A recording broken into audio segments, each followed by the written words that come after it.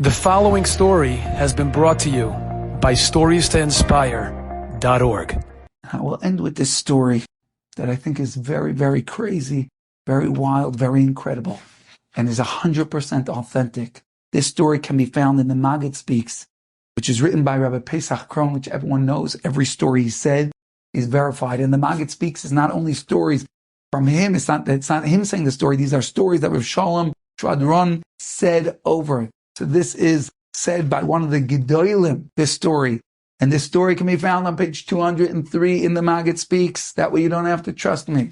He says that there was a Shabbaton they had of Balei Tshuva, people who had gone from being irreligious to religious. And at the end of the Shabbos, they had people go around and tell their story. And one lady got up and said the following story. She and her husband were not religious. They worked for the government, and they were sent to America to be based out of America. Them and their children. One Sunday, they were traveling. They were going on a family outing, and they were going on some winding roads. And out of nowhere, suddenly, the weather changes, started pouring.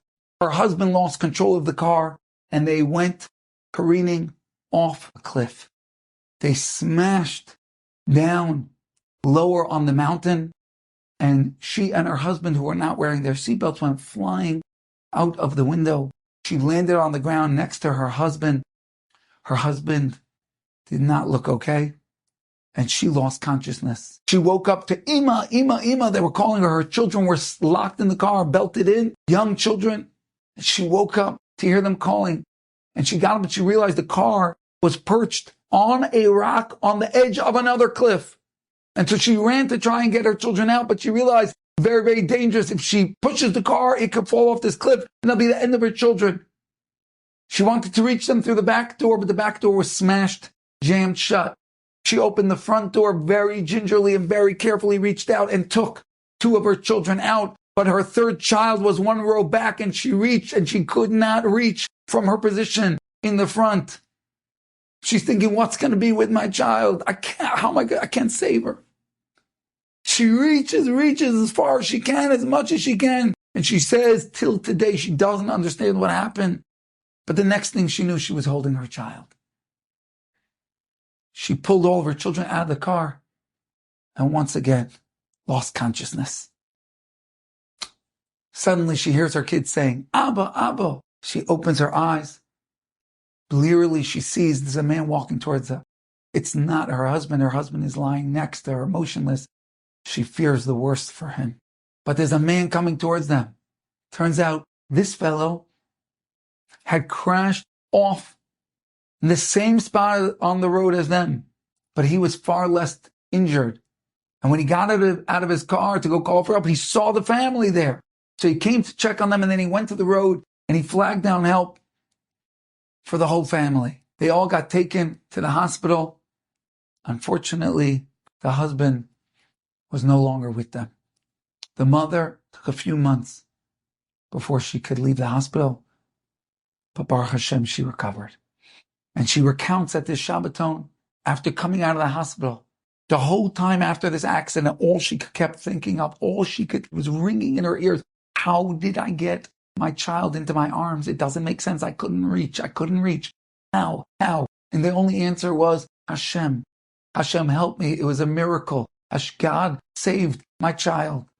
And so after she got out of the hospital, she said, we need to reconnect with Hashem. We need to reconnect with God. We need to reconnect with our Judaism. She flew back to Eretz Yisrael. She moved back to Israel, and she put her children into Jewish schools, Jewish yeshivas. But they were very behind, as you can imagine. And her oldest, a 10-year-old, joins the yeshiva. They've already begun to learn Gemara, Talmud. And they're learning the 5th parak of Baba Kama, and he's trying to keep up, and he's trying. But it's so difficult for him. And after a number of months learning, he comes home, and he's in tears.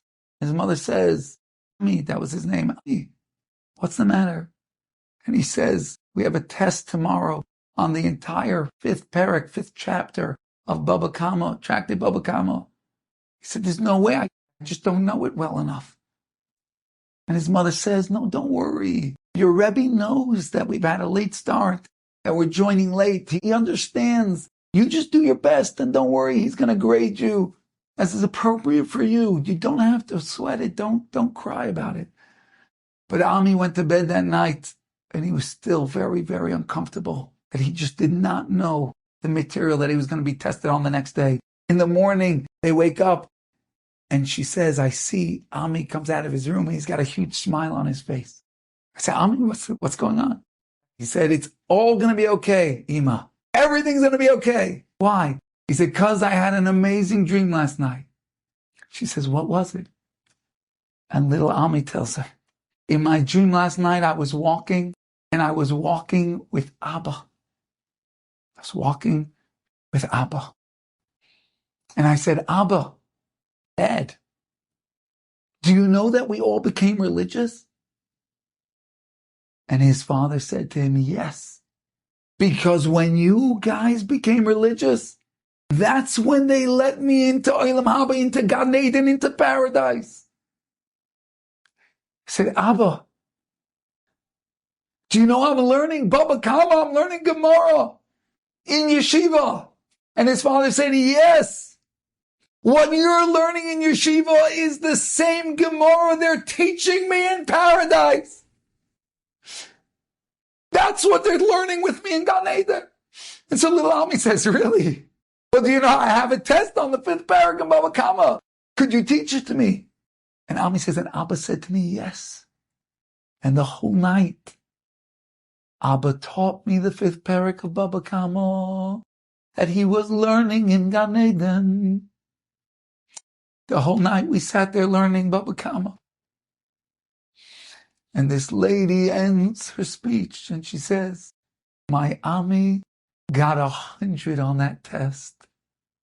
100 on that test that he learned with his father. You think when you're sitting there being a Jew and keeping the Torah mitzvahs, it's not a big deal. Ami's just a little boy being religious. Is that Shabbos? Is that Kedusha? Is that enough to overthrow Amalek? Is that enough to light up the world? When he was just being a regular, frum Jew, that's when they let his father into paradise. Because he was being religious, his father went into paradise. When he started learning Gemara, that's the Gemara they began to learn with his father in Gan Eden. No, he didn't learn the Gemara like a supermaster. Just like a little 10-year-old boy struggling with a page of Gemara. And that's what opened up that Gemara in paradise for his father. And for sure it's waiting for him for when he comes. You wake up in the morning, my friends, you think you reach out and you do a mitzvah in Elul. What does it mean? What's it worth?